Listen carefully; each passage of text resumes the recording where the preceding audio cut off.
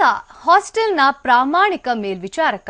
ತಾನಿದ್ದ ಇಲಾಖೆಯಲ್ಲಿ ಯಾರೇ ಭ್ರಷ್ಟಾಚಾರ ಮಾಡಿದ್ರೂ ಬಯಲಿಗೆಳೆಯೋ ಸಾಹಸಿ. ಸೌಲಭ್ಯಗಳು ಯಾರಿಗೆ ತಲುಪಬೇಕೋ ಅವರಿಗೆ ಸೇರ್ಲಿ ಅನ್ನೋದೇ ಆತನ ಮೂಲ ಮಂತ್ರ. ಇದರಿಂದ ಬೇಳೆ ಬೇಯಿಸಲು ಸಾಧ್ಯವಾಗದಿದ್ದಕ್ಕೆ ಮೇಲಾಧಿಕಾರಿಗಳು ಆತನಿಗೆ ಉತ್ತಮ ಬಹುಮಾನವನ್ನೇ ನೀಡಿದ್ದಾರೆ.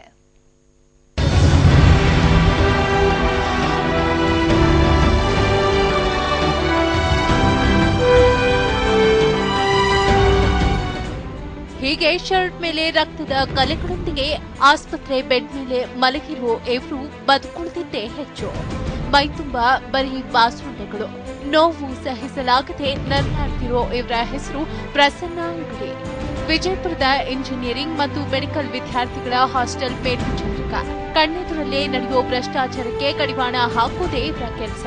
ಆದ್ರೆ ಇದನ್ನ ಸಹಿಸದ ಮೇಲಧಿಕಾರಿಗಳು ಮಾಡಿದ್ದೇನು ಗೊತ್ತಾ? ಕ್ಷುಲ್ಲಕ ಕಾರಣಕ್ಕೆ ಮನೆಗೆ ಕರೆಸಿಕೊಂಡ ಮೇಲಧಿಕಾರಿ. ಅಪರಿಚಿತರನ್ನ ಬಿಟ್ಟು ರಾಡ್ನಿಂದ ಮಾರಣಾಂತಿಕ ಹಲ್ಲೆ.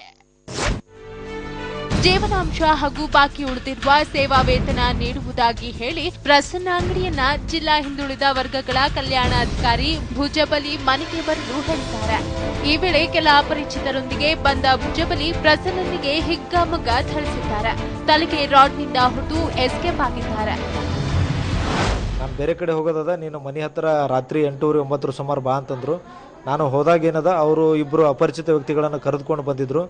ನೀನು ಸುಮ್ಮನೆ ಇದ್ದೀಯಪ್ಪ ಅಂದ್ರೆ ನೀನು ಉಳಿತಿದ್ದಿ, ನಾನು ಉಳಿತಿದ್ದೆ. ನೀನು ನನ್ನ ಮ್ಯಾಲೆ ಕಂಪ್ಲೇಂಟ್ ಕೊಟ್ಟು ಮ್ಯಾಲೆ ಅದಕ್ಕೆ ನಾನು ನಿನಗೆ ಸಸ್ಪೆಂಡ್ ಮಾಡಿಸಿನ ಅಲ್ಲಿದಿಂದ. ನಿನಗೆ ಸಸ್ಪೆಂಡ್ ಆದರೂ ಏನೋ ಬುದ್ಧಿ ಬಂದಿಲ್ಲ ಅಂತೇಳಿ ನನಗೆ ತಲೆಗೆ ರಾಡಿಂದ ತೊಗೊಂಡು ಹೊಡೆದ್ರು.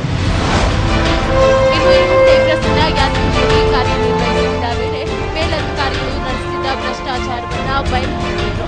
ಹೀಗಾಗಿ ಪ್ರಸನ್ನರನ್ನ ಅಲ್ಲಿಂದ ವಿಜಯಪುರ ಇಂಜಿನಿಯರಿಂಗ್ ಹಾಗೂ ಮೆಡಿಕಲ್ ವಿದ್ಯಾರ್ಥಿಗಳ ಹಾಸ್ಟೆಲ್ ಮೇಲ್ವಿಚಾರಕರನ್ನಾಗಿ ವರ್ಗಾವಣೆ ಮಾಡಲಾಗಿತ್ತು. ಆದರೆ ಜಿಲ್ಲಾ ಹಿಂದುಳಿದ ವರ್ಗಗಳ ಕಲ್ಯಾಣಾಧಿಕಾರಿ ಭುಜಬಲಿ ಸೇರಿ ಹಲವು ಅಧಿಕಾರಿಗಳು ಹಾಸ್ಟೆಲ್ ವಿದ್ಯಾರ್ಥಿಗಳಿಂದ ಮಾಮೂಲಿ ವಸೂಲಿ ಮಾಡಿದ್ದಾರೆ. ಈ ಬಗ್ಗೆ ದಾಖಲೆ ಸಮೇತ ಹಿಂದುಳಿದ ವರ್ಗಗಳ ಕಲ್ಯಾಣ ಇಲಾಖೆ ಆಯುಕ್ತರಿಗೆ ಪತ್ರ ಬರೆದಿತ್ತು.